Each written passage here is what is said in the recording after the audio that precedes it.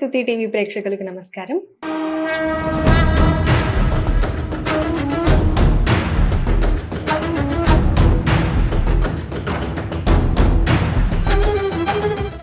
ఈరోజు మనతో ఇంటర్వ్యూ ఇవ్వడానికి ప్రముఖ ఆధ్యాత్మికవేత్త శ్రీ టీకేవి రాఘవన్ గారు ఉన్నారు. నమస్కారం గురువు గారు. నమస్కారం తల్లి. శ్రీ స్తుతి టీవీకి స్వాగతం. అయితే సనాతన ధర్మం అనేది ఎంతో వైవిధ్యాలతో కూడినది కాబట్టి ప్రతిరోజు అడుగడుగున కొన్ని సందేహాలు కలుగుతూ ఉంటాయి. వాటిని నివృత్తి చేసుకోవాలని చెప్పి ఎంతో కుతూహలము నిరంతరం ఉంటూ ఉంటుంది. కాబట్టి ఒక పర్టికులర్ టాపిక్ అని కాకుండా ర్యాండమ్గా కొన్ని ధర్మ సందేహాలు అడుగుతాను. మొదట మనం భగవంతునికి నమస్కారం చేసుకునే రకరకాల విధానాలు ఉన్నాయి. అయితే దేవాలయాలకు వెళ్ళినప్పుడు కొంతమందిని చూస్తాము, వింత వింత విచిత్రమైనటువంటి పద్ధతుల్లో నమస్కారం చేస్తారు.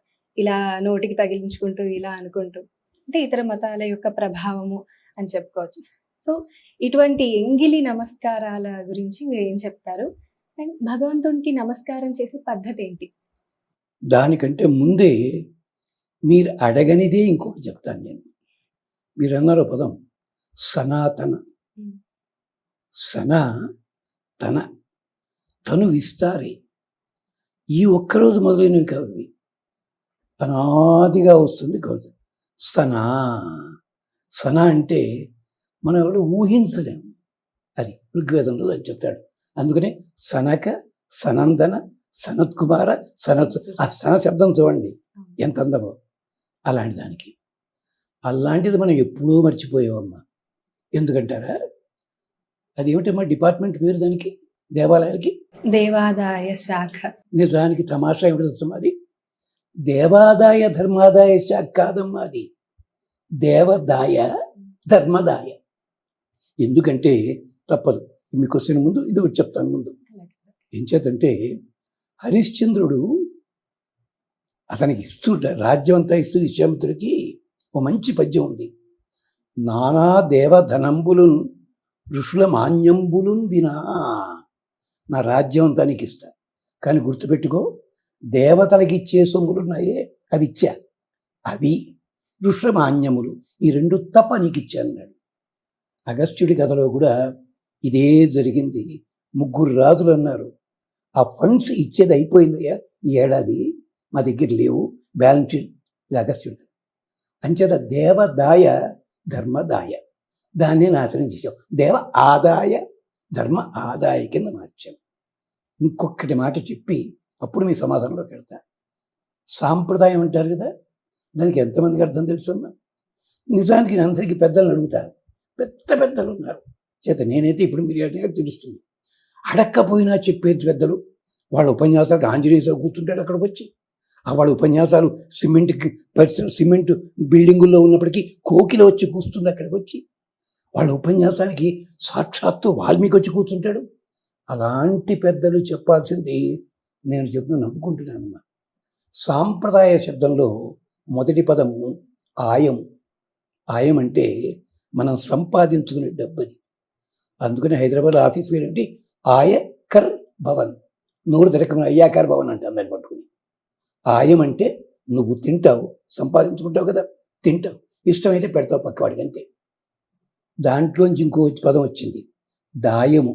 అంటే ఇదే పేరున్న వాళ్ళు ఇంట్లో పిల్లలు పంచుకుంటారు. అంటే ఇదేమిటి? దేవదాయ. అంటే మనం తింటూ కూడా ఇప్పటికీ పల్లెటూరులో అలవాటు ఉందమ్మా. పంటలు చేతికి రాగానే కొంత భాగం విడిగా పెట్టి ఆ చుట్టుపక్కల దేవాలయాల్లో పట్టికలు ఇచ్చేస్తారు వాళ్ళంతా. ఇప్పటికి చూశాను, గోదావరి కృష్ణా జిల్లాలో ఇప్పటికీ ఉంది. సుమారు నాకు తెలిసి 60 ఏళ్ళకి. ఇదే దాయం. అందుకనే వాళ్ళని ఏమంటాం? దాయాదులు అంటూ ఉంటాం. దాయం. ప్రదాయము. పంచుకున్నా కానీ తరగనిది ఒకటి ఉంటుంది, అది ప్రదాయము. ఏమిటది? గోత్రం. అర్జునుడు వెళ్ళి స్నానం చేద్దాం అనుకుని, అయ్యో తిథి మారిపోయింది, స్నానం చేయకూడదు అనుకుని చెప్పి గట్టు మీద నిలబడి, తాతమ్మ గారు బాగున్నారా అన్నట్ట గంగాదేవిని. ఒళ్ళు మండిపోయింది గంగాదేవికి. ఎవడరా రాత్రిపూట వచ్చావు, పైగా తాతమ్మ అంటావు? అయ్యో ఎరుగవే నన్ను, తెలీదమ్మా. అవునులే, మీ పిల్లాడిని 5వ ఏటే అవతల బాధేశావు. అతను మాకు తాతగారి భీష్ముడు. రాబోయే లోపలికి ఎందుకే చీకటి పడిన స్నానాలు రాకూడదు. అంటే ఏం చెప్పాడు? గోత్రము చెప్పాడు. గోత్రము, ఇంటి పేరు, ఇవన్నీ ప్రదాయము. ఇప్పుడు సాంప్రదాయం అంటే సమ్యక్ ప్రదాయము. మీ చూపులో తేడా అనిపిస్తుంది నాకు, కొంచెం ఎక్కువ మాట్లాడామని చెప్పి. మా నారాయణ రెడ్డి గారు చెప్పిన మాట గుర్తుపెట్టుకోండి. అంత కడివెడు పాలలోన ఒకంత మీగడ పేరినట్లు మిగులు గతములో పలి మంచి, అదే సాంప్రదాయం. అంచేత ఆ సాంప్రదాయాన్ని మనం పాడు చేసుకుంటున్నాం. ఎందుకని? మీరు బహుశా సంస్కృతంతో బాగా పరిచయం ఉండొచ్చు. చిన్న శ్లోకం చదువుకున్నాం మేము 5వ తరగతిలో. గొడ్డళ్ళని భుజం మీద వేసుకుని ఎవడో పోతున్నట్ట అడవిలోంచి. చెట్లన్నీ గజగజగజగజ వణుకుతున్నాయిట. కుఠార మాలికాన్ దృష్ట్యా కంపతి తరవోవని. ఒక్క గొడ్డలుంటేనే 50 చెట్లు నరికేయచ్చు. వీడుదుంపదగా 10 గొడ్డలు తీసుకెళ్ళిపోతున్నాడు. అంటే ఆవిడ ముసలి చెట్టు నవ్వి అందిట, ఆకులు 2 రాల్చి, మా అమ్మకో నాస్తి కిం భయం, ఎందుకురా భయపడతారు, గొడ్డళ్ళు అయితే ఉన్నాయి, దాంట్లో మనవాడు లేడు, గుర్తుపెట్టుకో. మన సాంప్రదాయం నాశనం అవడానికి కూడా ఇదే కారణం. మనతోటే ప్రారంభిస్తున్నాం. ఇప్పుడు మీరు అడిగారు కదా, అసలు నమస్కారం అంటే అర్థం ఏమిటి? భగవంతుడి దగ్గరికి వెళ్ళి తల దించుదాం చూసారా, నమః, మహ నా, ఇది నాది కాదు అని చెప్పడం. అది చేస్తాం గనక నమస్కరోమి, నమస్తే ఇలా వగేరా వస్తాయి. అది నమస్కారం అయింది. అది ఎలా నమస్కరించాలో స్కాంద, పద్మ ఇలాంటి పురాణాలన్నీ చెప్పాయి శుభ్రంగా. ఒక చోట రాజుగారు కనిపిస్తే వాడు రాజుగారు దిక్కుండాను, నమస్కారం గురువుగారు అన్నట్ట. వాడు నాశనం అయిపోయాడు దుర్వాసుడి చేతిలో. ఆ పురాణం వేరే కథ ఉంది. ఇలాంటివి ఉన్నాయి. ఇంకో చోట ఒక్క చేతితో నమస్కరించేటవాడు, చేయి తీసేయండి అన్నాడు రాజుగారు. ఈ కథలు ఉన్నాయి. అంటే నమస్కరించడం ఎలాగా? చేతులు 2 జోడించాలి. అందుకనే స్వామి కూడా వారావతారం నేర్పినప్పుడు ప్రపదనం, కీర్తనం, ప్రసూనార్పణం. నీకు కీర్తన రాకపోవచ్చు, పువ్వులు దొరక్కపోవచ్చు, కానీ చేతులు ఉన్నాయి కదా, ప్రపదనం. ఈ 2 దగ్గరికి చేర్చరా బాబు. ఏం చేతంటే ఈ చేతిని చేతిలా చూడకండి అమ్మా. ఐతరేయ ఉపనిషత్తు చెప్పింది. ఈ మొత్తం శరీరంలో దేవతలు ఎక్కడెక్కడున్నారో చెప్పింది. అగ్ని వాగ్భూత్వ ముఖం ప్రావిశతు. అక్షిని దీంట్లో సూర్యుడు ప్రవేశించాడు, వాయుదేవుడు నాసికలో ప్రవేశించాడు. అలా మొత్తం అంతా నింగినున్న దేవతల నిజవాసము, హరివాసము. అందుకని చేతులు 2 దగ్గరికి జోడించాలి. ఇది నమస్కారం. కాకపోతే మీరు అన్నట్టుగా ఇవి ఎక్కడి నుంచి వచ్చాయంటే ఇతర సాంప్రదాయం. ఏమనుకోకపోతే పక్క దారికి వెళ్తున్నాను నేను. హైదరాబాద్ కొత్తగా వచ్చినప్పుడు 50 ఏళ్ల కిందట మా వాడు సైకిల్ మీద తీసుకెడుతున్నాడు. ఉన్నట్టుండి వాడు ఈ కుడిచే ఇక్కడే ఉంది, ఈ ఎడంచే ఇక్కడే ఉంది, హ్యాండ్ బార్ మీద కుడిచే తీసి ఇలా కొట్టాడు. ఇది ఏమిట్రా అనుకున్నా. వాడు బెల్ కొట్టాడేమో అనుకున్నా. కాదు, అదైనా మళ్ళీ 6 నెలలకి స్కూటర్ ఎక్కా. స్కూటర్ మీద బాబాయ్ తీసుకెళ్తున్నాడు. అతను కూడా అక్కడి దాకా రాగానే ఇక్కడ చేయి ఇలాగే ఉంది, ఇలా కొట్టాడు. అప్పుడు అడిగా, బాబాయ్ ఇక్కడికి ఎడుతుంది ఇలా కొడతాడు. లేదురా, పక్కన ఆంజనేయ స్వామి గుడి ఉంది, సుల్తాన్ బజార్ లైన్లో ఉందని, అక్కడ దిగి దండం పెట్టాలంటే టైం లేదురా అని చేత మేమంతా కూడా ఇది మాకు అలవాటు. ఇది నమస్కారమా? అర్థం ఉందా దీనికి? ఏమన్నాను? నమస్కారం అంటే ఎలాగా అన్నది మనకి స్కాంద పురాణంలో విష్ణు ధర్మోత్తరంలో చాలా విస్తారంగా చెప్పారు. 2 చేతులు జోడించాలి. మగవాళ్ళైతే సాష్టాంగపడి 8 అంగములు నేలని తాకాలి. మనస్సు భగవంతుడి ఉండాలి. ఆడవాళ్ళైతే అలా చేయక్కర్లేదు. మోకాళ్ళ మీద వంగి చేతులు మాత్రం నేలకి ఆంచి ఉండాలి. తప్పితే మహా అయితే నుదురు ఒక్కసారి తాకి పైకి లేపాలి. ఇది కానీ మరి ఇతర సాంప్రదాయాల్లో ఇలా అంటారే, అది ఎందుకు వచ్చిందో వాళ్ళని అడగండి. వాళ్ళకు కూడా తెలియదమ్మా పాపం చాలామందికి. అది తప్పు కాదు. పాత రోజుల్లో వాళ్ళు నిరంతరం యుద్ధాల్లో ఉండేవారు, గుర్రాల మీద పెడుతున్నారు. ఎదట వచ్చేవాడు మనవాడు అవును కాదో తెలియదు కదా. అందుకని నేను నీ మిత్రుణ్ణే అని చెప్పడానికి అని చెప్పాలి. ఈ లోపల ఇది కాస్త ఇలా వెళ్ళే లోపల ఏమవుతుంది, గుర్రం ఎగురు, అది కాస్త ఇది సుమారు 2000 సంవత్సరాల కిందట ఆ ముద్ర అలా ముద్రైంది. అందుకని వాళ్ళు చేస్తారని ఇది పద్ధతి.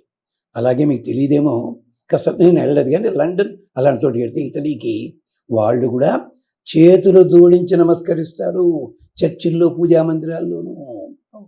ఈ దిక్కుమాలిన అలవాటంతా మనకి 1970 ప్రాంతాల్లోంచి వచ్చాయి. దీని వాడు పేరు పెట్టినట్టు షార్ట్ కట్ అని చెప్పి. అంతేకాదు, మనస్సు ప్రధానం అండి, ఎలాగైతే ఉంది అన్నాడు. మనస్సు ప్రధానం ఎలాగైతే ఉందా? అయితే తిన్నడు ఎంగిలి మాంసం పెట్టాడు, శివాలయంలో పెట్టండి చూద్దాం. మనసు ప్రధానం కదా నీకు, శబరి ఎంగిలి పెట్టు అంటే నీకు అవసరమైన చోటేమో ఇలా మాట్లాడతావు. తప్పది. శుభ్రంగా మగవాళ్ళైతే సాష్టాంగ పడలేనట్టయితే 2 చేతులు జోడించండి. ఆడవాళ్ళు కూడా చక్కగా. ఇది పద్ధతి నమస్కారాలకి. మీరు ఇంకోటి అడగలేదు, నా అదృష్టం. ఓ గుళ్ళోను 3 ప్రదర్శన చేయాలి, ఇంకో గుళ్ళో 11 సార్లు చేయాలి. ఈ మధ్య కొత్తగా మొదలైపోయింది 98 ప్రాంతాల్లో.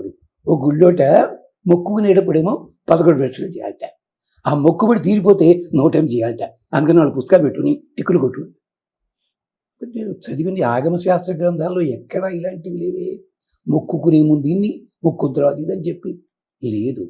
కాకపోతే 3 ప్రదక్షిణల 7, 5, 11, 27 అన్నది దేంట్లోదంటే వేరే కార్యక్రమాల్లో, అంటే కాలభైరవ తంత్రము ఇలాంటి వాటికి సంబంధించి ప్రత్యేకంగా శైవ ఆరాధనకు ప్రత్యేకత ఉంటుంది. అలాంటి చోట్ల ఆగమ శాస్త్రాల్లో కొన్ని వేరే ఉన్నాయి. అలాంటి వాటిలో, అలాగే ఉత్తర హిందూ దేశంలో, అలాగే బెంగాల్ ప్రాంతాల్లో ఉన్నాయి. దానికి ఒక సంఖ్య ఉంది. నవగ్రహాలు అయితే ఇన్ని, 11 ఇన్ని అని ఉన్నాయి. కానీ మనకి సాంప్రదాయము అది ద్వైత, అద్వైత, విశిష్ట అద్వైత దేంట్లో తీసుకున్న 3 ప్రధానము. కార్తీక పురాణం ఇలాంటి వాళ్ళు చెప్తారే, అవన్నీ ఎందుకు వచ్చాయి? ఆయా కాలములలో ఒక్కొక్క ఋషి చేసిన విధానం 10 మందికి ఉపయోగిస్తుండగా, నాయన ఈ పని చెయ్యండి అని చెప్పారు. అది నెమ్మదిగా అలవాటైపోయింది. ఎప్పటి నుంచి అంటే గుప్తుల కాలం నుంచి మొదలైంది. దాంట్లో ఇంకొంచెం తేడా ఎక్కడి నుంచి వచ్చింది? ఎప్పుడైతే వీరశైవము, వీర వైష్ణవము ఒక 700-800 కింద మొదలైందో అక్కడి నుంచి మొదలైంది. అది విశేషం అన్నమాట. అంచేత నమస్కరించడం అన్నది మనసా వాచ కర్మణ, చేతులు దగ్గరికి రావాలి మనస్సు లోపల. అంతే తప్ప దండం పెట్టుడు ఇలా చూడు, ఏమిటి రాన్న ఇక్కడ గడియారం ఉందనమాట, టైం అయిపోతుంది, ఇంకెందుకు వాడు దండం పెట్టడం అవసరం లేదు. అంచేత అంతేకాదు, దండం దశగుణం భవేత్ అంటే చాలామంది తప్పర్థం చేసుకుంటారు. ఈ దండం కాదమ్మా, అది దండం చేతిలో 10 రకాల ఉపయోగాలు అని చెప్పి అది అందుకని చెప్పాడు. అది ఇలాంటి వాడు నోటికి వచ్చింది చేసేస్తున్నాం కాదు. ఇంకొకటి చెప్పి ఆపేస్తాను. ఎవడైనా తప్పు చేసిన వాడు ఉంటే వాడు ఇక్కడ ప్రాయశ్చిత్తం చేసుకోవడం లేకపోతే పెద్దలు కనిపిస్తే నమస్కరించాలిట, పాపం పోతుందన్నాడు. ఉదాహరణ కావాలా మీకు? హనుమంతుడు సింహిక నోటిలోకి వెళ్ళాడు కదా, బయటకు వచ్చాడు కదా, ఎంగిలి సురస క్షమించాలి, చూసారా ఇదైనా నాకు బొరపోయింది. సురస నోట్లోకి వెళ్ళాడు కదా, బయటకు వచ్చాడు కదా, ఎంగిలి పడ్డాడు కదా. మరి ఎంగిలి పడిన వాడు సీతమ్మని వెళ్ళడానికి అధికారం ఏముంటుంది? సముద్ర స్నానం చేయాలి కదా పెద్ద మనిషి, చెయ్యలే. దాక్షాయణి నమోస్తుతే, దాని అర్థం ఇది. అంటే పవిత్రుడైపోయాడు. అలాగే భరతుడు కూడా ప్రాయోపేశం చేశాడు. రాముడు అన్నాడు, నువ్వు స్నానం చేసి రావాలి, టైం లేదు, ముందర దండం పెట్టు. ఇన్ని చమత్కారాలు పురాణాల్లో ఉన్నాయి, గాథల్లో ఉన్నాయి. అది గుర్తుపెట్టుకోవాలి. అది చెప్పేందుకు పెద్దలు రావాలి ముందుకి. నా అలాంటి వాళ్ళు ఎక్కడ ఉంటారు బాబా అమాయకులు, కానీ పెద్దలు చెబితే వింటారు కదా. అదనమాట సంగతి. అది అంచేత నమస్కరించడంలో ఉన్న అంతరార్థం ఇది. అలాగే గురుగారు, సో నమస్కారం 2 చేతులు జోడించి నమస్కరించడంలో ఇన్ని అర్థాలు ఉన్నాయి. కాబట్టి అర్ధ నమస్కారాలు, ఇలాంటివి ఎంగిలి నమస్కారాలని మనం మానుకొని ఎవరైనా చేస్తే కూడా దాన్ని నివారించి ఇటువంటి విషయాల్ని తెలియజేద్దాము. అలాగే గురుగారు, ఇంకొకటి, దేవాలయాల్లో నవగ్రహ మండపాలు ఉంటాయి కదా, ఈ అండపిండ బ్రహ్మాండాలన్నీ భగవంతుని ఆధీనంలోనే ఉన్నాయి.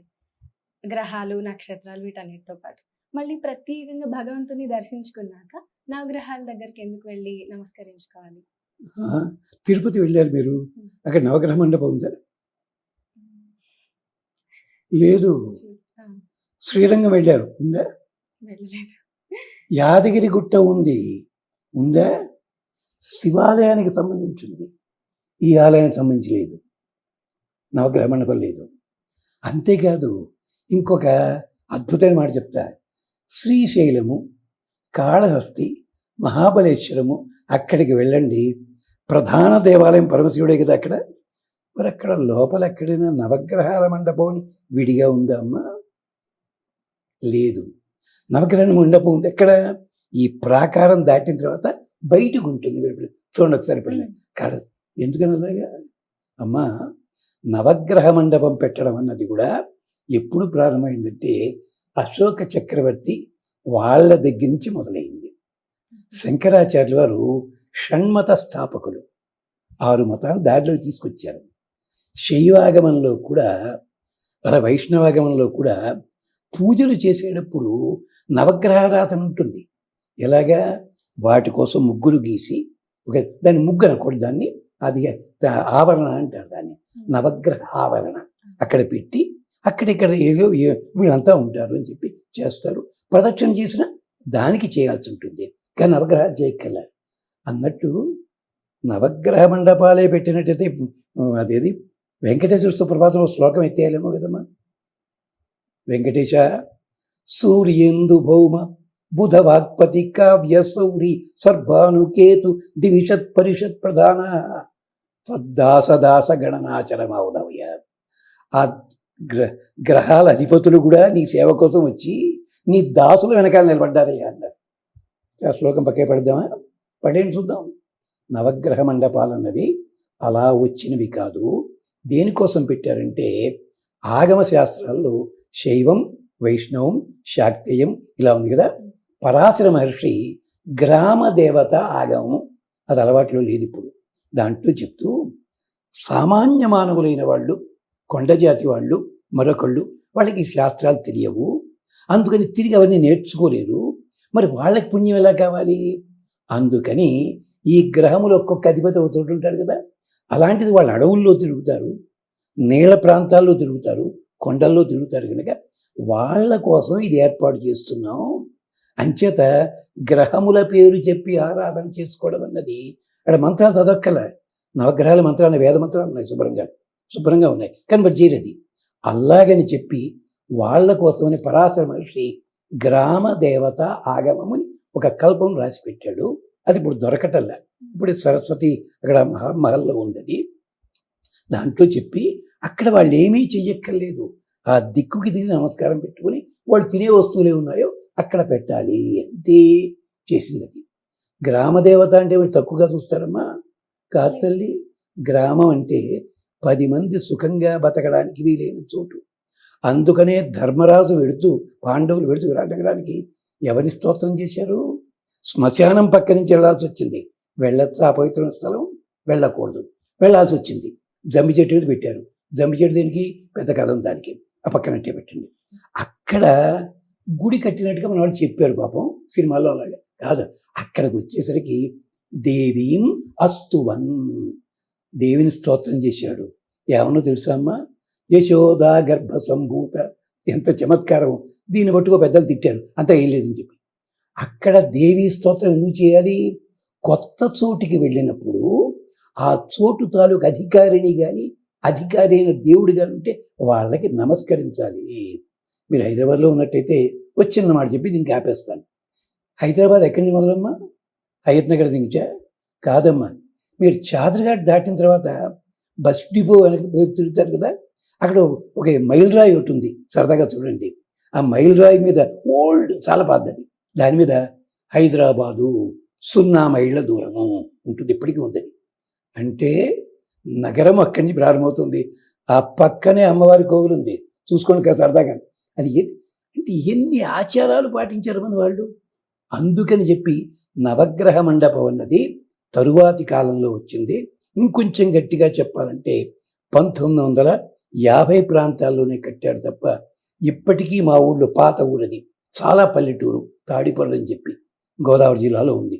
అక్కడ శివాలయం ఉంది కానీ శివాలయం పక్కకు ఉంటుంది నవగ్రహ మండపం, నవగ్రహ ఆరాధన. ఇది అంటే ఇవన్నీ కూడా తరువాత ఏమన్నా అంటే అందరి దేవుళ్ళు ఒకటి, తేడా ఉంది. దాని త్యాగరాజస్వామి ఒక చక్కటి మాట చెప్పారు.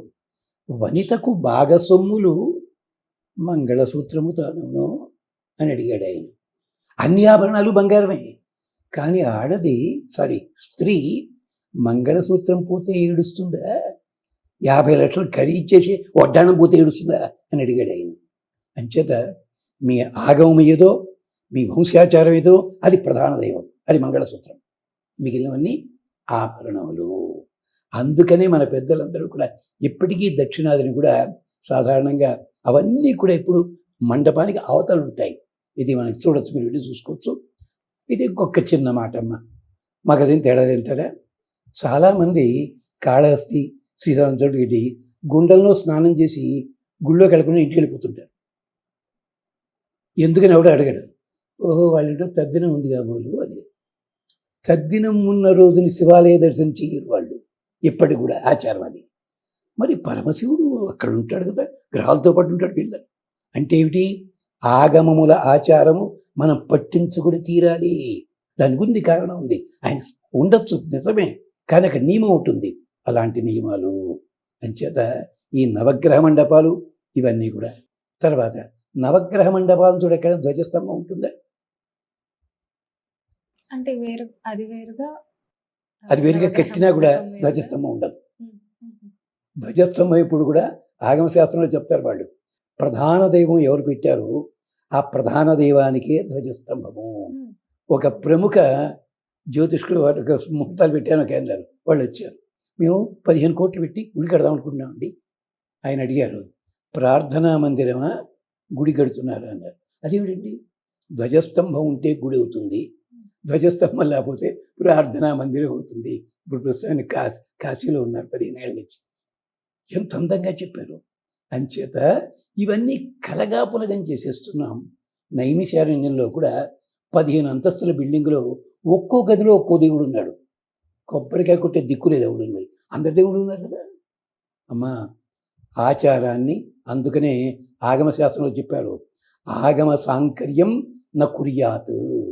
ఇది వ్యాసుడు చెప్పాడు, పరాశరుడు చెప్పాడు. ఆగమం మంచిది, బాగానే ఉంది, కానీ దాన్ని కలపకు. ఎక్కడైనా శివాలయాల్లో పుడిహార, దద్దోజనం, చక్కెర పొంగలి నైవేద్యాలు పెట్టడం విన్నారమ్మా మీరు? అంతెప్పుడు పరిశీలించలేదు. చూడండి, లేదు. మరి ఇక మొదలైపోయింది ఈ మధ్యని. ఎందుకని? కొన్ని అందుకని దాని పేరు పెట్టారు దేవ ఆదాయ ధర్మ ఆదాయ అని చెప్పి.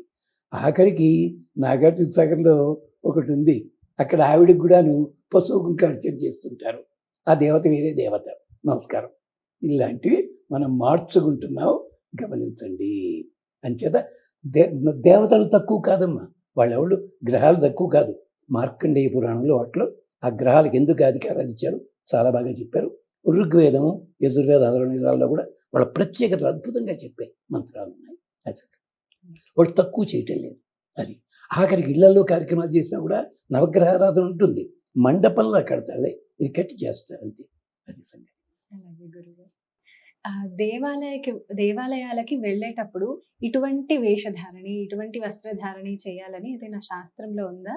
లేదంటే ఇప్పుడు మా ఆధునిక యువత తర్కిస్తాము ఏంటంటే, భగవంతుడు భక్తిని చూస్తాడు కానీ బట్టలతో భగవంతుడికి పని లేదు కదా అని. అటువంటి మా ఆధునిక యువతకి ఏం సమాధానం చెప్తారు? దానికే పద్మపురాణంలో శ్లోకం ఉందమ్మా. వస్త్రేణ వపుష వాచ విద్యయ వినయేన చ వకారైవి హీన వాసవోపి నరంజతే అన్నాడు. 5 వకారాలు అవసరం. మొదటిది వస్త్రేణ వపుష వాచ విద్యయ వినయేన చ. వినయం అంటే అందరూ ఏమనుకుంటారంటే ఒబీడియంట్గా. వినయం అంటే అది కాదమ్మా, వినయము, మంచి శిక్షణ. అందుకనే శంకరాచార్యుల శ్లోకం అవినయం అపనయ విష్ణు, నాలో శిక్షణ సరిగ్గా లేదని చెప్పారు. అది అంచేత వస్త్రేణ, వస్త్రధారణ అవసరము. వస్త్రేణ వపుష, తగ్గట్టుగా ఆకారం ఉండాలి. వాచ, వాక్కు కూడా బాగుండాలి. చండాల మాటలు మాట్లాడుతూ గుళ్ళో కడతా అంటే ఒప్పుకుంటారా వాళ్ళు? లేదు. వాచ విద్యయ, విద్య అంటే తెలుసుకోవాలి, ఏది ఎక్కడి చేయాలో తెలుసుకోవాల్సి ఉంటుంది. ఇప్పుడు మీరు అడిగిన దానికే సమాధానం చెప్పే లోపలే మీకు ఇంకోటి అడుగుతాను. మీకంటే మీకు తెలియవచ్చు, కొన్ని పెద్దవాళ్ళు తెలుస్తుంది. పోలీస్ స్టేషన్కి వెళ్ళాడు ఎవడో వాడు రిపోర్ట్ ఇవ్వడానికి. ఇన్స్పెక్టర్ లేచి వాడు మాట వినలే, లాగినంపగా కొట్టాడు. అదేమిటి? వాడు పై షర్ట్ బటన్ పైన పెట్టుకోలే. షర్ట్ బటన్ పెట్టుకుంటే తప్ప లోపలికి వెళ్ళడానికి లేదు. స్కూల్లో కూడా అలౌ చేయరు పిల్లల్ని. ఏ అక్కడ అవసరం లేదా? మీరు డొనేషన్ 5 లక్షలు కట్టారు కదా, లేదు, నియమాలు ఉంటాయి. అలాగే వెనకటి రోజుల్లో, ఈ మధ్య కాదు, వెనకటి రోజుల్లో పోలీసులు ఎర్ర టోపీ పెట్టుకునేవారు. ఎందుకో తెలుసా? ఇన్స్పెక్టర్ టోపీ ఇంకోలా ఉండేది తెలుసా? జడ్జీలు పాత సినిమాలో చూడండి, తీర్పు ఇచ్చేటప్పుడు తెల్ల విగ్గు పెట్టుకునేవారు. ఎందుకో తెలుసా? మన దిక్కుమాల అలవాటు ఏమిటి? ప్రతిది కూడా ఇది ఇంగ్లీష్ వాడి దగ్గర నుంచి వచ్చింది. దుంప దిగుపోటు బతుకంతా అదేనా నీకు? యజుర్వేదంలో చెప్పారమ్మా, దేనికి ఎలాంటి వస్త్రాలు ధరించాలో చెప్పారు. వస్త్ర విన్యాసము. యజ్ఞం చేస్తున్నాడు ఎవడో, చూడగానే చెప్పచ్చు ఆ యజ్ఞం ఆరోగ్యానిక, ఆస్తి పోతేనా, యుద్ధానికి వెళ్ళబోతున్నాడా, ఏమైనా చావగొట్టబో. ఎలాగా? ఎర్రటి తలపాగా చుట్టుకుని యజ్ఞం చేస్తున్నాడు కర్త అంటే ఎవరినో లేపేయడానికి అర్థం. పోలీసులకు ఎర్రటోపి ఎక్కడి నుంచి వచ్చింది? అలా కాకుండా తెల్లటి తలపాగా కట్టుకున్నాడు అంటే వాడికి ఏదో ఆస్తి తగాదాలు ఉన్నాయి, న్యాయబద్ధంగా తనకి రావాలి, అందుకోసం తెల్లటి తలపాగా. లేదు, తెల్లటి కండువా కప్పుకున్నాడు. అందుకనే డాక్టర్లు వీళ్ళు ఎవరి ఎలాంటి కట్టుకుంటారు సార్, అది అందుకు వైట్. అలాగే సగం నలుపు సగం తెలుపు ఉన్నది కండువా వేసుకున్నాడు అంటే కోర్టుకి వెళ్ళబోతున్నాడు. ఇన్ని ఉన్నాయి. ఇది యజుర్వేదంలో ఉన్నాయమ్మా. ఇంకా మీకు సరదాగా చదవాలంటే ఉప్పులూరి గణపతి శాస్త్రి గారిని పెద్దలు ఉండేవారు. ఆయన అన్నవరం కోవిల్లో ఉండేవారు. వారు ఉపనిషత్ రహస్య రత్నావళి అని 2 గ్రంథాలు రాశారు మన కోసం. దట్టు దొరుకుతాయి. అంచేత ఏ వస్త్రం పడితే అది కాదర్థం, అక్కడ నియమాలు ఉన్నాయి. అలాగే పెళ్లి కొడుకు ఉన్నాడు, ఆచారవంతుడు, జంజం వేసుకోవాలి. నేను సూట్ వేసి కూర్చున్నా, ఇప్పుడు అంతా అదే చేస్తున్నాను, సూట్ మీద వేసేసుకుంటున్నాడు. అలాగే జడ విరబోసుకోవడం ఉందమ్మా. ఏమనుకోవద్దు తల్లి, జడ విరబోసుకున్న 2 పెద్దవాళ్ళు ఉన్నారు మనకి. ఒక ఆవిడ రామాయణంలో హనుమంతుడు చూసి ఏమడిగాడమ్మా, మీ ఆయన మీద కోపం వచ్చి ఇలా వచ్చావా నువ్వు, అరుంధతివా, రోహిణివా, ఉన్నాయి శ్లోకాలతో ఉండవు ఒకసారి. ఇప్పటికీ దక్షిణాదిని మొగుడు సరిగ్గా చూడకపోతే కోర్టుకు వెళ్ళే ముందు ఆ అమ్మాయి ఏం చేస్తుందా, జడ విరబోసుకుని ఒక మామిడి మండో ఏదో ఉంటుంది ఒక ఆకు, ఆ చేత్తోటి పెట్టుకుని ఆంటీ ఎలా ఉన్నారు విని పెడుతుంది ఆవిడ. ఈ అవతారం చూడగానే భర్తకి దూరమైందనో అర్థమవుతుంది అక్కడ జడ విరబోసుకోవడం. ద్రౌపదీదేవి 14 ఏళ్ళు జడ విరబోసుకుంది. దేనికి? మొగుడిని శట్టించడానికి. ఈ నియమాలు ఉన్నాయి. జడ విరబోసుకోకూడదు. ఇది ఎవరు చెప్పారు? అరుంధతీదేవి చెప్పింది సాక్షాత్తుగా.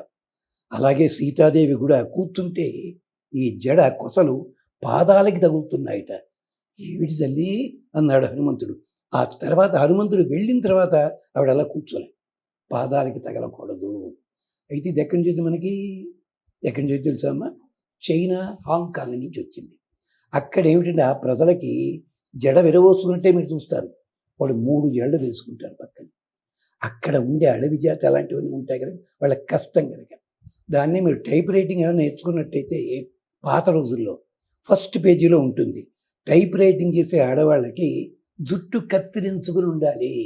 ఎంచేత ఆ జడ బుధమే తగులుతుంటే కాన్సన్ట్రేషన్ పోతుంది కదా. బాబు దగ్గర అక్కడి నుంచి వచ్చింది, ఫ్రెంచ్ నుంచి, ఫ్రాన్స్ నుంచి. ఎంతసేపు కూడా మనం ఇతర దేశాల్లో అలవాటని పెట్టుకుంటున్నాం. ఆఖరికి ఇవాళ ఇతర దేశాల్లో ముహూర్తాలు పెట్టుకునేవాళ్ళు మన ఇండియన్స్ని భార్యాభర్త విడకుండా ఉండేలాంటి ముహూర్తం పెట్టండి పెళ్లికి అని అడుగుతున్నారు ఇప్పటికీ. ఇంచేత అది పనికిరాదు. అది మొదటిది. అంటే జడ విరబోసుకోవడం.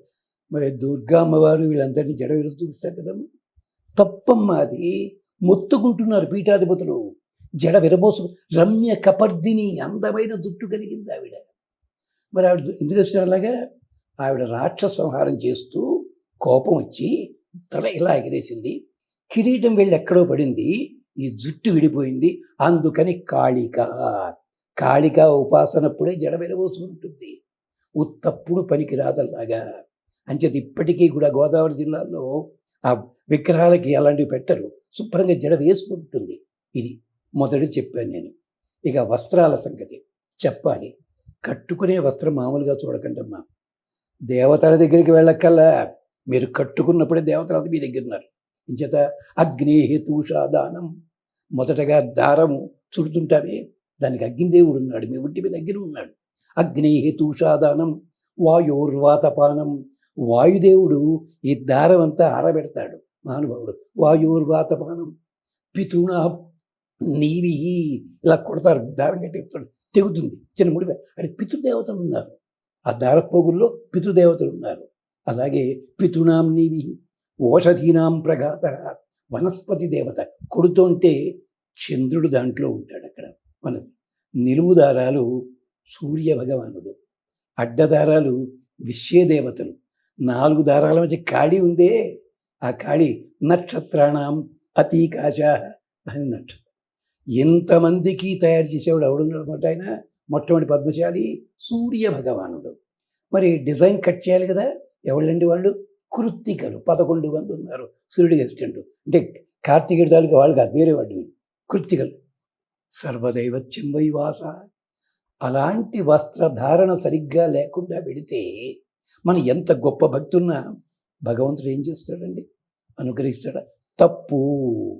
అందుకనే పెళ్ళిళ్ళలో అమ్మాయికి ఎలాంటి వస్త్రధారణ కావాలి, పెళ్లి కొడుకు ఎలాంటిది.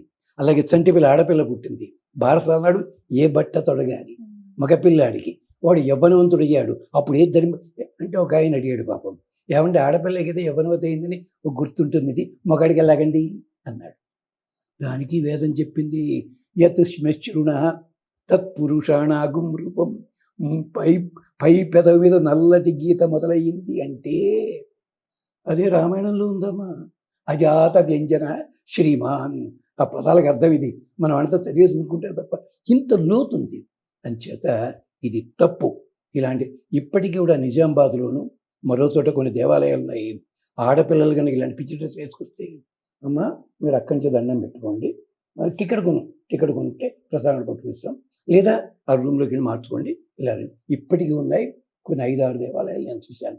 దక్షిణాదిని కూడా ఇప్పటికీ బయట ఎక్స్టర్నల్ తిరిగినప్పటికీ కూడా అక్కడికి వచ్చేసరికి శుభ్రంగా జాగ్రత్తగా.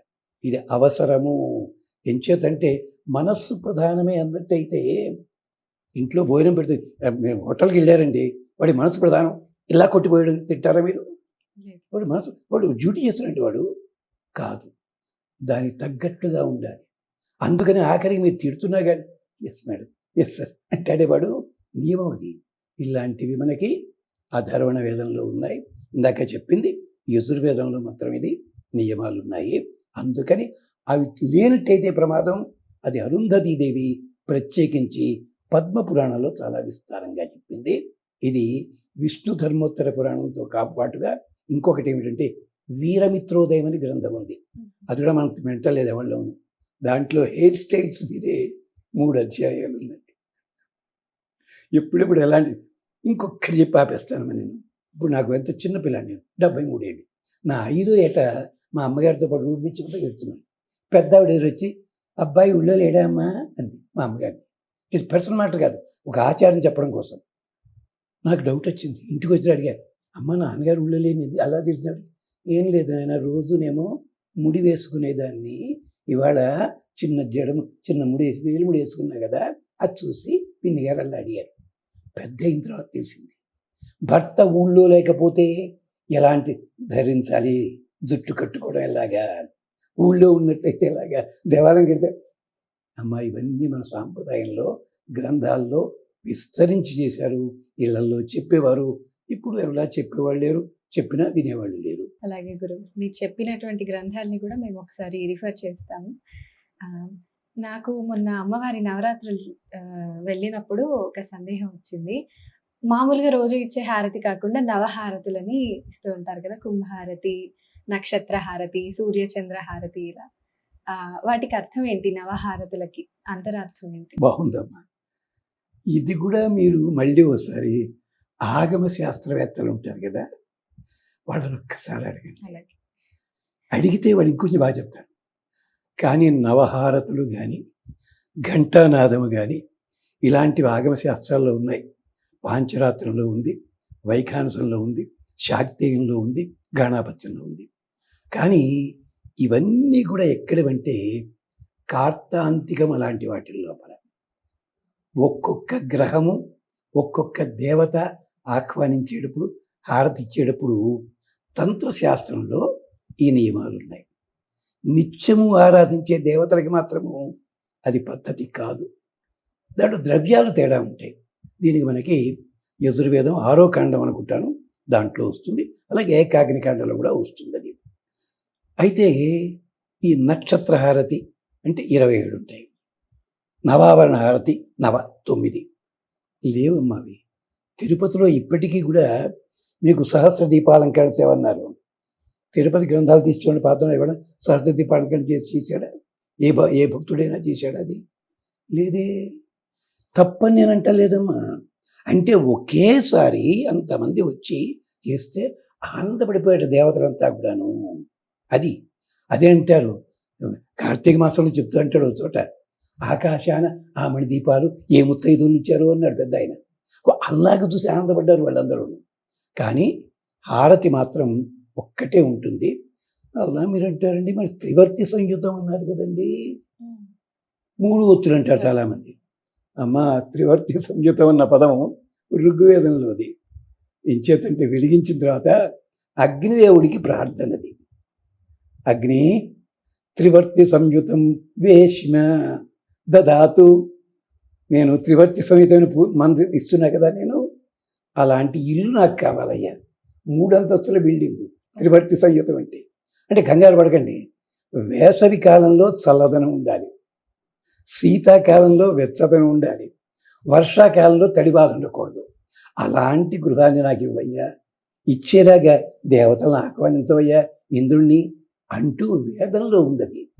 అది కాస్త సంస్కృత భాషలో ఏమైంది, మామూలు లాంగ్వేజ్ తీసుకొని వర్తి దానికోసం ఇలా వచ్చాయి.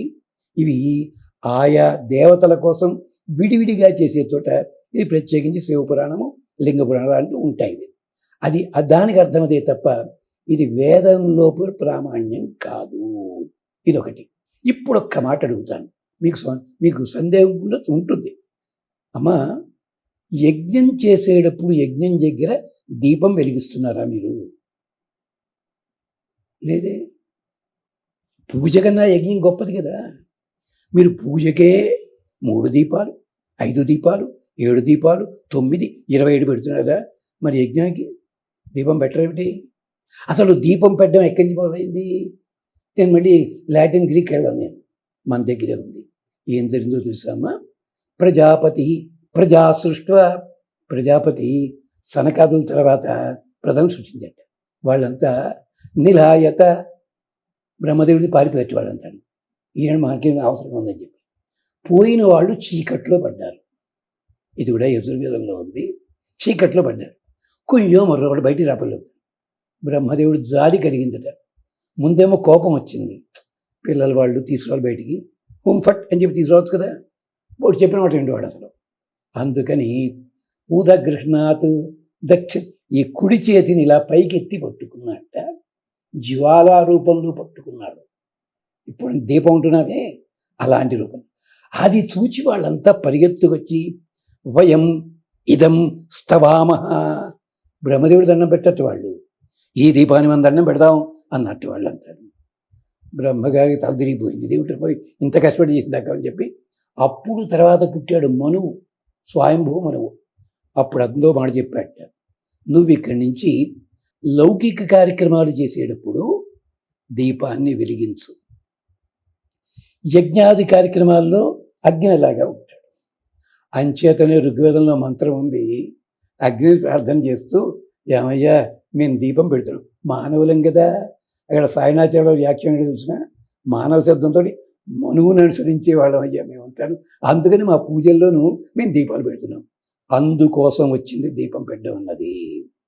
అంతేకాదు, నాకు వచ్చిన సందేహం అమ్మా, బ్యాండ్ మేడం వాళ్ళు పెడుతుంటే ముందు కాగడా పుచ్చుకెళ్ళేవారు ఒకప్పుడు, గుర్తుందా? మరి ఒలింపిక్స్లో జ్యోతి ఏమిటమ్మా? సందర్భం ఉన్నదా దానికి? ఒలింపిక్స్ కూడా జ్యోతి పట్టి పెడుతుంటారు.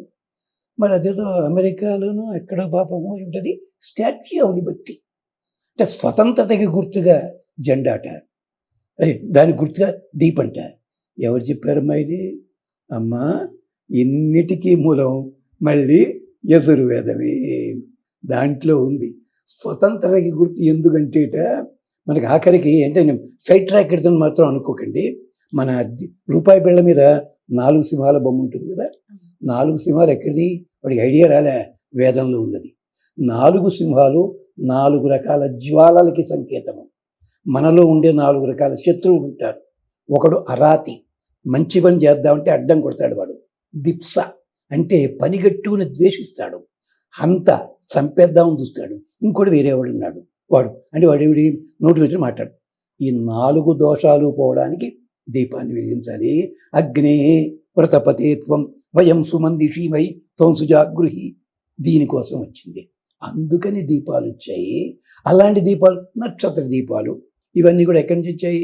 స్కాందము ఇత్యాదుల్లో ఆయా భక్తులు ఏం చేసేవారు, మేము మాకు నక్షత్రాలని అనుకూలంగా నక్షత్రాలు వెలిగిస్తాం, అందుకని నక్షత్ర దీపం అక్కడి నుంచి వచ్చింది.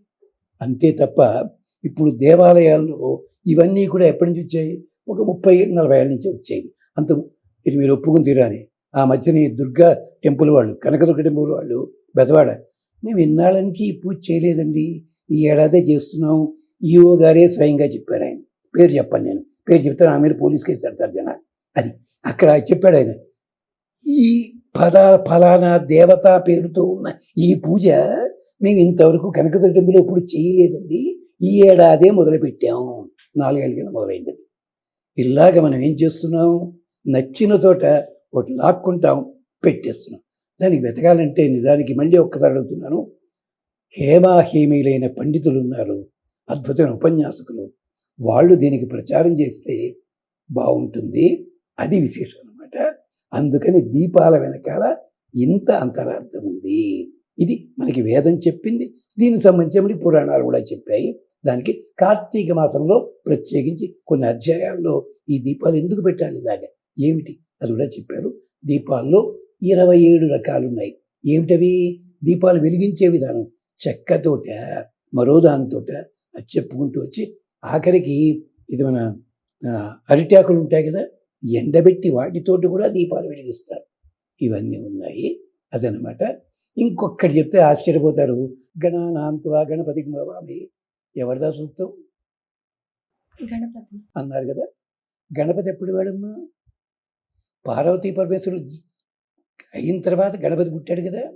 అంటే వేదం గణపతి తర్వాతే వచ్చిందా? అంతకుముందు లేదా? ఎప్పుడు మీకు సమాధానం దొరికింది? వేదాలు సనాతనమైన అంటే మరి అప్పుడు దాంట్లో ప్రారంభమే గణానాంత్వా అని మొదలవుతుంది. అప్పటి గణపతి ఉన్నాడా లేదా అన్న ప్రశ్న. ఇది కొంటి ప్రశ్న కాదమ్మా. ఒక్కసారి మీరు గణానాంత్వా అనే దానికి సాయణాచార్య వారి వ్యాఖ్యానం ఏమిటి అన్నది చూడండి, దాంట్లో రహస్యం బోధపడుతుంది. అలాగే బ్రహ్మవైవర్త పురాణంలో పార్వతీ అమ్మవారు దుఃఖంలో ఉంది, సంతానలే దుఃఖంలో. ఓ కుర్రాడు వచ్చాట, పొట్టిగా పెద్ద బొజ్జ అది వేసుకుని, ఎవరయ్యా నువ్వు? నా పేరు లంబోదరుడు అంటాడు. అంచేత నువ్వు నాకు కుడుగులు పెట్టినట్టయితే నేను నీకు సంతానంగా జన్మిస్తాను. ఇది ఎక్కడుంది? గణేష ఖండం అన్న దాంట్లో ఉంది చూడండి. మరి దీనికి దానికి లింకులు కలుపుకుంటే గణానాంత్వాకి అర్థం ఉంటుంది. అంటే తప్పని నేను అంటం లేదు. అది అంత స్థాయిలో ఉన్న వాటిని మన వాళ్ళు కింది స్థాయి దాకా తీసుకొచ్చి మీకు అందిస్తున్నారు. అంటే అది మీ ఇష్టం అంటే మార్చుకోండి. అది సంగతి. అలాగే గురు. చూడండి, చెప్పాను మొదటిది ఏమిటి? గణపతి సూక్తం చూడండి, వ్యాఖ్యానం ఏముందో చూడండి. నా వ్యాఖ్యానం కాదది. రెండోది ఏమిటి? చాలామంది నా ఉద్దేశంలో భగవద్గీత, నా ఉద్దేశంలో, నీ ఉద్దేశంలో వాడు ఉన్నారు, వాడు చెప్పింది చెప్పు, అదనమాట. ఓకేనా? సరే చూసుకోండి. భగవంతుడికి పూజ చేసిన తర్వాత చివర్లో మనం నైవేద్యం పెట్టినప్పుడు నీరాజనం హారతి ఇస్తాం కదా. నైవేద్యం పెట్టినప్పుడు హారతి ఎందుకు ఇస్తారు అని? అక్కడ హారతి అన్నది లాంఛనం కాదమ్మా. ఇందాక చెప్పినదా, అగ్నిదేవుడు అగ్నిం దూతం వృణీమహే, మనం ఇస్తే ఆయన తీసుకోడు, పెద్ద మనిషి అలవాటు. ఎలాగా? మధ్యలో అనుసంధానకర్త ఉండాలి. అందుకని అనుసంధానం ఎవరు తెలుసునా? యజ్ఞం చేస్తుంటే స్వాహ, భోజనం పెడుతూ బ్రాహ్మణులకు పెట్టేప్పుడు స్వధ. ఈ రెండంటే తప్ప వెళ్ళాల్సిన చోటుకి వెళ్ళవు. దేవీ భాగవతంలో చమత్కరించాడు. అమ్మా స్వాహ స్వధ నామ ఎదితే నవదంతి. దేవతలు తీసుకోరమ్మా. చిన్నపిల్లాడి జాగ్రత్త ఇస్తే తీసుకోడు, అమ్మ చెప్తే తీసుకుంటాడు. అందుకని స్వాహ స్వధ అలాంటివి. అంచేత అక్కడ ఆరాధన చేసేటప్పుడు మనం తెలియని పొరపాటు చేస్తుంటాం. అగ్నే వ్రతపతే త్వం, నువ్వు వ్రతపతివయ్యా. అంతేకాదు అగ్నిం దూతం వృణీమహే హోతారం రత్నధాతమం. మనందరికీ కూడా మధ్యలో భగవంతుడికి భక్తుడికి అనుసంధానం అగ్నిదేవుడే, అది వేదంలో ఉందని. అంచేత అందుకని ఇచ్చి హారతి ఇస్తూ, అదే ఆరాధన చేయించిన తర్వాత అప్పుడు హారతి ఇస్తాం. హారతి దేనికోసము? ఏమయ్యా నేను కొత్తగా పట్టరాలేదయ్యా, నువ్వు మలచిన ఈ రూపం నీకే నైవేద్యం అన్నాడు మా ఆత్రేయ గారు. అలాగే ఉంది భగవంతుడు కూడా. నువ్వు ఏదైతే నాకు ఇచ్చావో అది నేను అనుభవించడానికి ఇచ్చావు, కానీ అనుభవించే ముందు నీకు దర్శింపజేస్తున్నాను. అంచేత దర్శన మాత్రేణ తృప్యంతి దేవాహ. నిజంగా కొబ్బరికాయ కొట్టామనుకోండి, సగాన్ని కొట్టుకోడు అనుకోండి, మనం కొడ్డ మానేస్తాము. అంచేత దాని దర్శన మాత్రం చేత ఆనందపడతారు వాళ్ళు, అది లక్షణం. అందుకని అగ్ని భగవంతుడికి భక్తుడికి అనుసంధానకర్త గనక నైవేద్యం పెట్టేప్పుడు హారతిస్తాం. అంతేకాదు ఈ పంచహారతులు అంటే ఈ హారతి కాదు, 5 సందర్భాల్లో చేస్తారు. అది దేనికోసం అంటే మనలో ఉండే అహంకారం తొలగాలి. నేను చేసేది దానికోసం కాదు, దానికే మనకి యజుర్వేదంలోనే చాలా చోట్ల చెప్పారు ఇది. అలాగే ధూపం సమర్పిస్తూ మన వాళ్ళు ఏమంటారు, ధూరసి ధూర్వంతం ధూర్వామ. అది కాదమ్మా అసలు మంత్రం. ధూరసి ధూర్వంత అన్నది అగ్నిదేవుడికి మంత్రం. ధూరసి శత్రువును తొలగించేవాడివి, ధూర్వామ. మరి ధూపాని మంత్రం ఏంటండి? వసవత్వ ధూపయంతు గాయత్రేణ ఛందస ఆదిత్య ధూపయంతు. ధూపం సమర్పించేటప్పుడు 33 దేవతలు, 33 కోట్ల దేవతలు ఒక్కొక్క ఛందస్సుతో నీ దగ్గరికి తీసుకొచ్చి చుట్టుపక్కల దుర్మార్గాల్ని తొలగిస్తున్నారయ్యా. నీకు అంటావు, మాకంటుతాయి. ఇలా ఉంటాయి మంత్రాలు. ఎందుకు ఆగమ శాస్త్రంలో ఇలాంటి మంత్రాలన్నీ ఉన్నా పెద్దలైన వారు పట్టించుకోవటం లేదు, చెప్పేస్తారు అంతే. ఇది అంచేత హారతి ఇవ్వడం దేనికోసము అంటే అక్కడ మన దగ్గర ఉన్న దోషాలు పోవాలి, భగవంతుడికి అనుసంధానంగా ఉండాలి. అందుకనే రామచంద్ర స్వామికి సీతమ్మ దొరకబోతోందని ఎక్కడ తెలిసిందే? హనుమంతుడి తోకకి నిప్పు చల్లారిపోయింది చూసారా అంటే మెసేజ్ వెళ్ళిపోయింది అని పెద్ద మనిషికి. అదనమాట భగవంతుడికి భక్తు, అది అంధానం, అది విశేషం. ఇక్కడ ఎలాగ సందర్భం కూడా చెప్పాలి. మరి భగవంతుడు సేవ చేసేవాడికి గాయాలు ఉండొచ్చా? గాయపడతాడా? మరి హనుమంతుడు దెబ్బలు తిన్నాడు కదా, ఒంటిలో రక్తం కారాలి కదా. సీతమ్మ అయ్యో పాపం ఉందా అనలే. దదిముఖుని మాత్రం అయ్యో దెబ్బలు తినావా అన్నాడు పెద్ద మనిషి. మరి ఒంటి మీద గాయాలు ఏమయ్యాయి?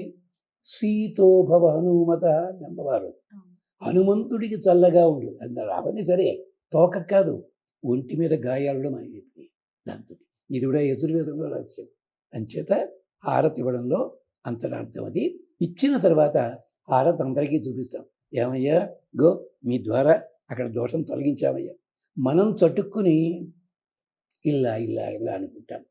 ఆగమ శాస్త్రం చెప్పింది ఎవరు కొత్త స్వామీజీ చెప్పింది కాదు. ఇది స్వామీజీ పాపం ఒక 30 ఏళ్ళ నుంచి అలవాటు చేశాడు. అది చెప్పింది ఏమిటి? ఇలా తీసుకుంటే. అలాగే పిల్లలు కూడా హారతి ఇచ్చిన తర్వాత ఇలా ఇలా అంటారు. అగ్నిదేవుడు పెద్ద కొరియర్ సర్వీస్ అమ్మా. ఏం చేస్తాడు తెలుసా? ఇలా ఇలా అన్నాం అనుకోండి, ఆ దోషాలు వాళ్ళకి ఇస్తాడు. ఇలా ఇలా అన్నాం అనుకోండి, మనకి ఇచ్చేస్తాడు. నమస్కరించడమే, అదే చెప్తున్నాను, నమస్కరించాలి. అది ఉంది అక్కడ, ఈ వేదంలోనే ఉంది. నమస్కరించడమే. ఇప్పటికి కూడా మీరు కర్ణాటక ప్రాంతాల్లో వెళితే అక్కడి నుంచి చూపిస్తారు తప్ప ఒక్కడి దగ్గరికి రారు హారతి పట్టుకునే వాళ్ళను. ఈ మధ్య కొత్త దేవాలయాల్లో వస్తున్నారు. అక్కడ నమస్కరించాలి. అంటే ఏమిటి? అగ్నిదేవ మా కోసం ఇంత కష్టపడ్డావుటయ్యా, నమస్కారం. ఎంచేతంటే అగ్నిదేవుడు ఇందాక అగ్నిం దూతం వృణీమహే, మేము దూతగా ఎన్నుకుంటున్నాం అగ్నిదేవ, మా సైన్యాధ్యక్షుడు నువ్వు అంటూ అలా చెప్తారు. ఈ దీపాల వెనకాల, వీటి వెనకాల యజుర్వేదంలో ఋగ్వేదంలో సుమారు ఒక 2000 మంత్రాలు ఉన్నాయి. చాలా అందంగా. ఆఖరికి ఇంకొక మాట చెప్తాను. బెడ్ ల్యాంప్ పెట్టుకుంటాం కదా, ఏదో వాస్తు అంటారు మా పెద్దవాళ్ళు. బెడ్ ల్యాంప్ ఎక్కడ దొరుకుతామా? యజ్ఞం చేసేటప్పుడు యజ్ఞకర్త ఆ ప్రాంతం వదిలి వెళ్ళకూడదు. రాత్రి మనం నిద్రపోతున్నాం అనుకోండి, నిద్రపోతున్న టైంలో రాక్షసులు వచ్చి వాడిని చంపుతారు. అందుకని అతని కోసం దీపం పెడతారు యజ్ఞంలోను. యజ్ఞం దగ్గర దీపం పెట్టరు, ఇతను ఉన్న చోట దీపం పెట్టి అగ్నే వ్రతపతేత్వం వయం సుమందిషీమై జాగృహి, మేము నిద్రపోతామయ్యా, రాక్షసానాం అపహత్యై త్వం సుజాగృహి, అఖండ దీపం అక్కడి నుంచి వచ్చి మొదలైందమ్మా. వీళ్ళు ఎక్కడెక్కడో మొదలెట్టారు పాపం. అంటే అగ్నిదేవా యజ్ఞంలో ఉన్నావయ్యా, మేము నిద్రపోతాం, ఏమిటి వాడు రాక్షసు చంపుతాడు ఏమిటో, అందుకు నువ్వేం చేయాలి, ఆ రాక్షసుని మా దగ్గరికి రానివ్వద్దు. అది ఇన్ని రహస్యాలు ఉన్నాయి తల్లి మన సాంప్రదాయంలో, వేదంలో లేనిది లేదమ్మా. ఇదే మళ్ళీ మీకు ఇతర దేశాల్లో గ్రీక్, లాటిన్, డెన్మార్క్ కంట్రీస్లో ఇది ఉందన్నది మీరు ఎప్పుడైనా వినగలిగితే, చూడగలిగితే, షేక్స్పియర్ నాటకాల్లో 32 నాటకాల్లో సుమారు 27 నాటకాల్లో వీటికి సంబంధించిన రిఫరెన్సులు ఉన్నాయి, ట్రాన్స్లేషన్లా ఉంటాయి. ఆఖరి రుద్రాధ్యాయంలో నీళ్లలో స్నానం చేసే మంత్రాలు ఉంటాయి కదా, అది ఏ మిడ్ సమ్మర్ నైట్స్ డ్రీమ్ అనే నాటకంలో ఓ జోల పాటలో ఉన్నాయి ఈ మంత్రాలన్నీ. అలా చెప్తే వింటాను తప్ప మనం అంటే వినం కదా, అది సంగతి. అలాగే గురు, చాలా బాగా సెలవిచ్చారు. గురుగారు, అయితే పుట్టినరోజులు మామూలుగా అందరూ ఎక్కువ శాతం మంది ఇంగ్లీష్ క్యాలెండర్ ప్రకారమే జరుపుకుంటారు కదా. అయితే తిథి ప్రకారం జరుపుకోవాలా, లేదంటే నక్షత్రం ప్రకారం జరుపుకోవాలా? అసలు పుట్టినరోజు ఎలా జరుపుకోవాలి? దీనికి సాంప్రదాయంలో చెప్పింది ఏమిటంటే, తిథిం పశ్యంతి శైవా. తిథి ప్రకారము దేవతల ఆవిర్భావము కానీ, లేకపోతే స్వామీజీలు, గురువులు, అదంతా కూడా శైవ సాంప్రదాయం వాళ్ళు తిథిని అనుసరిస్తారు. ఇది కూడా పద్మపురాణంలో ఉంది. నక్షత్రం ఎవరు అంటే వైష్ణవ సాంప్రదాయం. అందుకని చూడండి, వైష్ణవ దేవాలయాల్లో తిరునక్షత్రం అంటారు, అంటే వాళ్ళు ఆవిర్భవించిన నక్షత్రం అని చెప్పి. అలాగే మరి లోకులు ఏం చేస్తారయ్యా అంటే, పెద్దలు వాళ్ళు ఏం చెప్తే అది చేస్తారయ్యా. ఎవరు? మూడో వాళ్ళు అన్నారు.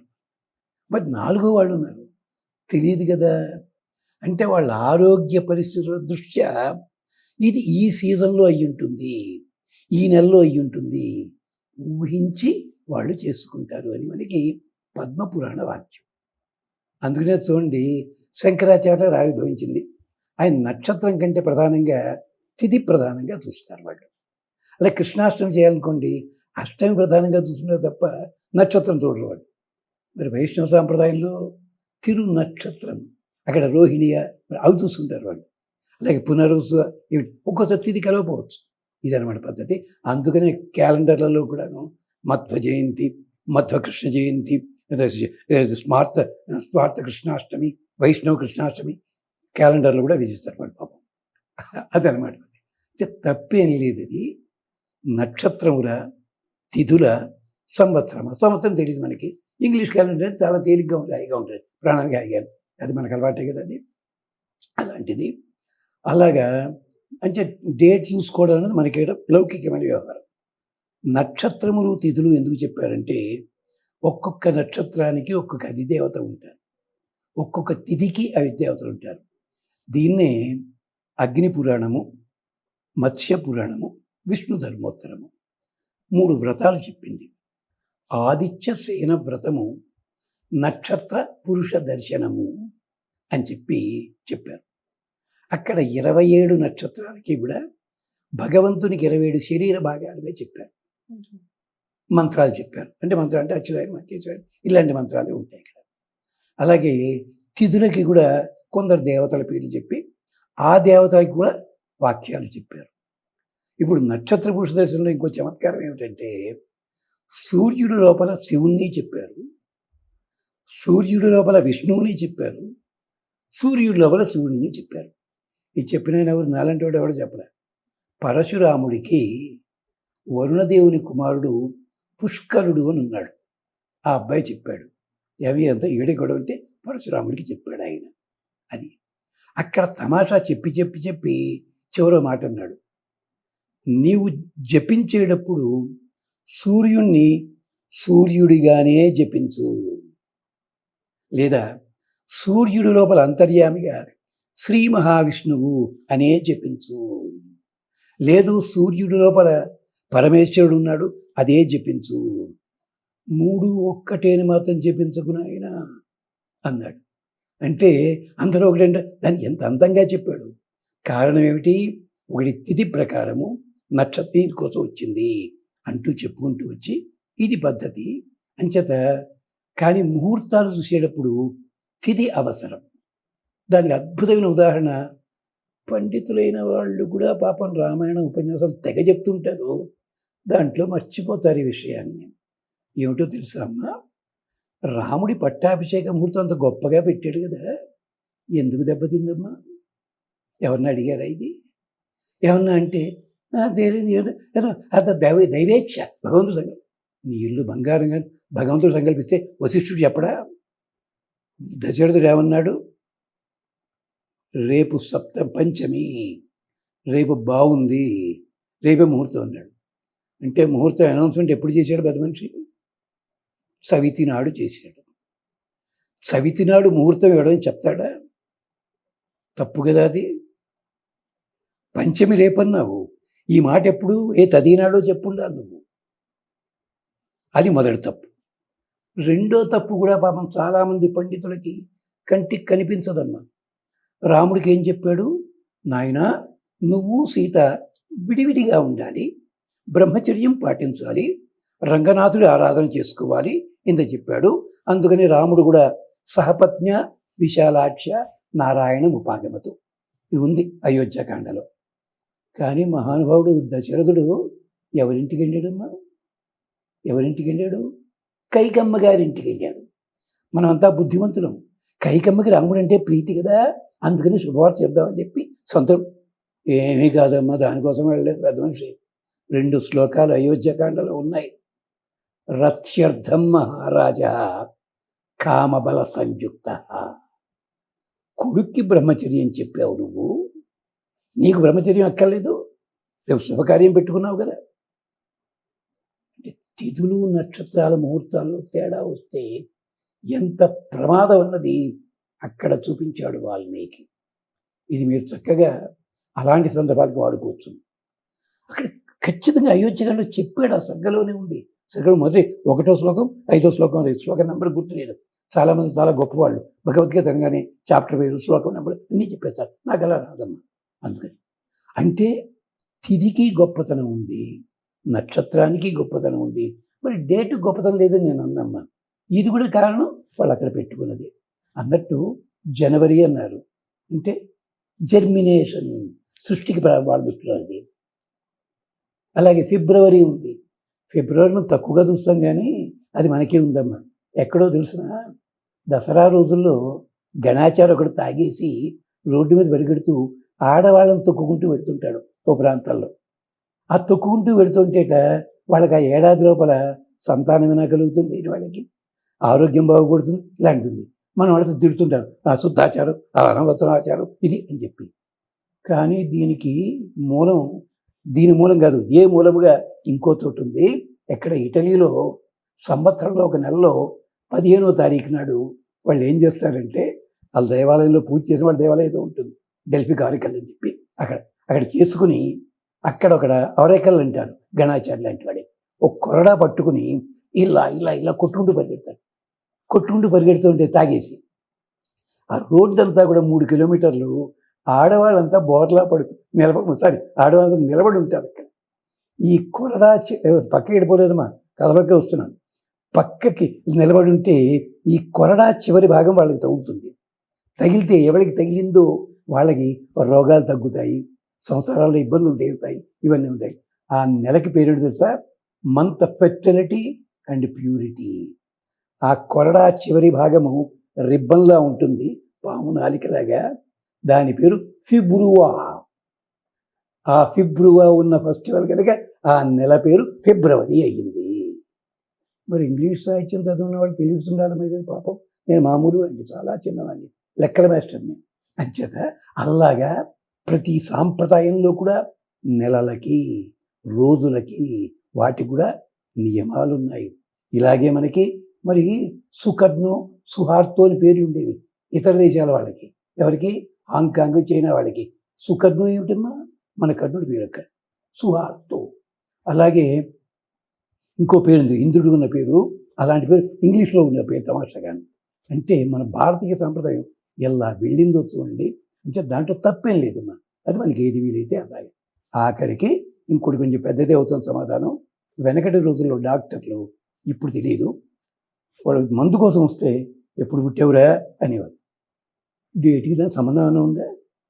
లేదు. కాదు, తల్లి గర్భంలో 9 నెలలు ఉంటాడు. ఆ 9 నెలల వరకు బయట వాతావరణం భోజనం అంతా తల్లి తిన్న ఆహారం ద్వారా బిడ్డకి చేరుతుంది. ఆ 9 నెలల రోగాలు వీళ్ళకి రావు. ఏ 3 నెలలు అయితే బయటపడతాడు ఆ 3 నెలల తాగు రోగాలే వస్తాయి. అంటే దాన్ని బట్టి వాడు రోగాలు గుర్తుపడతాడు. అందుకని సూర్యుడు ఇచ్చేటప్పుడు ఈ 3 నెలలకి తగిన ఆహార పదార్థాలు ఇవ్వడానికి వాడు అన్ని రకాల పదార్థాలు పెడతారు. అంతతో స్ట్రీట్ షాప్కి వెళ్ళి పట్టడం అనరు దాన్ని. ఇది ఆఖరికి వాళ్ళు కట్టుకునే బట్టలు కూడా ఆ రంగులు కూడా అలాగే సెలెక్ట్ చేస్తారు. భారతీయ సాంప్రదాయం ఇది. వాళ్ళు పులకించిపోతే తెలుసుకుంటాను అంచేత ఇది పద్ధతి, గమనించండి. పుట్టినరోజు నాడు మాంసాహారం అలాంటివి తినొద్దా, తినొచ్చా అని? అంటే ఈ రోజుల్లో పుట్టినరోజు, బర్త్డే సెలబ్రేషన్ అంటే ఒక పార్టీ లాగానో ఇట్లా arrange ఉంది. చేసుకుంటూ ఉంటాం కదా. ఆ. సో ఆ రోజు మాంసాహారం తినొచ్చా? దానికి భాగవతంలోనే అప్పట్లో బాటా కంపెనీ లేదు కానీ అలాంటిదే తీసుకున్నాడు పాపం శ్రీశుకుల వారు. అదే బాటా చెప్పులు లేవు కానీ అప్పుడే తీసుకున్నాడు. తిను, మంచిదే. కానీ ఒకటి ఆలోచించు, నువ్వు ఏ జాతికి చెందిన వాడివి? బ్రాహ్మణ, క్షత్రియ, వైశ్య, ఫలానా. ఇది క్యాస్ట్ సిస్టమ్ కోసం చెప్పటం లేదు. బ్రహ్మ శబ్దం అణతి బ్రాహ్మణ అంటే కేవలం జంజం ఉన్నవాడని కాదు, భగవంతుడి మీద పరమ దృష్టి ఉన్న ప్రతి ఒక్కడు వాడే గనక నిరంతరం భగవద్ ధ్యానంలో ఉంటాను, నా ఆలోచన బాగుండాలి అన్నవాడు ఎవడుంటాడో వాడికి మాంసాహారం నిషిద్ధము. క్షత్రియుడికి కూడా ఎప్పుడు యుద్ధాలకు వెళ్ళేటప్పుడు మాత్రమేది. మరి వైశ్యుడంటే రైతులు వాళ్ళ పేరు. యాక్చువల్గా వాడు వైశ్యులంటే కృషి, గోరక్షణ, వాణిజ్యం 3 చెయ్యాలి వాళ్ళు. అందుకని రైతు అంటున్నామే, రాయి శబ్దానికి అర్థము ధాన్యము, దాన్ని రక్షించేవాడు రైతు. ఋగ్వేదం అంతా అది, ఋగ్వేదంలో ఉంది డెఫినేషన్. అలాగే ఇప్పటికి కూడా చాలామంది ఆ వైశ్య కుటుంబాల్లో వాళ్ళు, పాత వాళ్ళు, హైదరాబాద్లో కూడా ఉన్నారు. ఆ తప్పనిసరిగా పంటలో ముందు దున్నుతారు వాళ్ళు భూమిని. అలాంటి మిగిలిన వాళ్ళు ఉన్నారా, వాళ్ళు తినవచ్చు. చేత వాళ్ళకి శక్తి అది. దీనికే ఒకటి ప్రహ్లాదుడు మహా చక్కగా చెప్పాడమ్మా. ఏమిటో తెలుసా? అలాగా, సంతోషం. పాలున్నాయి, పాలు గిన్నెలో పోసావు, వేడి కావాలి. ఏం చేయాలి? నువ్వు గిన్నెని పొయ్యి మీద పెట్టాలి. అది అంటే పాలు వేడెక్కంటే దీనివల్ల, నీ వల్ల కాదు, గిన్నె వల్ల కాదు, గిన్నె వల్ల. నిప్పుకి గిన్నె తాకుతోంది కనుక ఆ తాకిన వేడి పాలకు వస్తుంది. మళ్ళీ పాలు చల్లారాలనుకో, దాంట్లో నీళ్ళు పోసేస్తావా? పోయావు కదా. ఈ గిన్నె పట్టుకెళ్ళి నీళ్ళల్లో పెడతాం అంటే మళ్ళీ ఏమవుతుంది? ఈ గిన్నె చల్లారడం అవుతుంది. ఎలాగే? నీళ్ళ వల్ల. దానివల్ల పాలు చల్లారు. నీ శరీరంలో ఉండే ఇంద్రియాలు, బుద్ధి, ఇవన్నీ పాల వంటివి. నీ శరీరము పాత్ర వంటిది. ఈ పాత్రకి తెల్లగా ఉన్నది పోస్తావో, తెల్లగా ఉండే పాలు పోస్తావో నీ ఇష్టం. వేరే తెల్లగానే ఉంటుంది పాపం, తాగచ్చు. అంచేత ఏమవుతుంది? పాత్రే పయసి తప్తం చెప్తున్నాడు అక్కడ, క్లియర్గా చెప్పాడు. అంచేత ఇప్పుడు మీరు ఆలోచించుకోండి, తినాలా వద్దా అని మీకే వదిలిపెడుతున్నాను. నమస్కారం. చాలా ధన్యవాదాలు గురువు గారు. మీ విలువైన సమయాన్ని మా కోసం కేటాయించి ఎంతో మంచి సమాచారాన్ని మాకు ఇచ్చినందుకు చాలా సంతోషం. మళ్ళీ మీతో ఇంటర్వ్యూ కూడా చేయాలని అనుకుంటున్నాం. చిన్న మాటతో ముగిస్తానమ్మా. జంచాల పాపయ్య శాస్త్రి గారు చాలా కాలం కింద రాసిన ఒక తెలుగు పద్యం ఉంది. ఆ పద్యంతో ముగించుకుందాం మనం. ఇది దృష్టిలో పెట్టుదాం. అచ్చపు చీకటిండ్ల పొరలాడుతునుండ ప్రపంచమెల్లా, ఈ పచ్చని తల్లి గుమ్మములపై వెలిగెన్ మణిదీపికల్, కనం వచ్చిన ఖండ ఖండముల వారికి కోర్కెలు తీరునట్లుగా బిచ్చము పెట్టి ప్రియంబున భారత సవిత్రి 2 చేతులను. ఈ పద్యం మాకు 3వ తరగతిలో నేర్పారమ్మా. ఉదయశీలి అని చెప్పి దాంట్లో పద్యం ఇది. మన సాంప్రదాయము అంత గొప్పది. ఇక్కడి నుంచి అవన్నీ వెళ్ళాయి, మళ్ళీ వాటిని మనం తెచ్చుకుని ఆనందపడుతున్నాము. అదొక్కటి గమనించాలి మనం అందరం కూడా. స్వస్తి.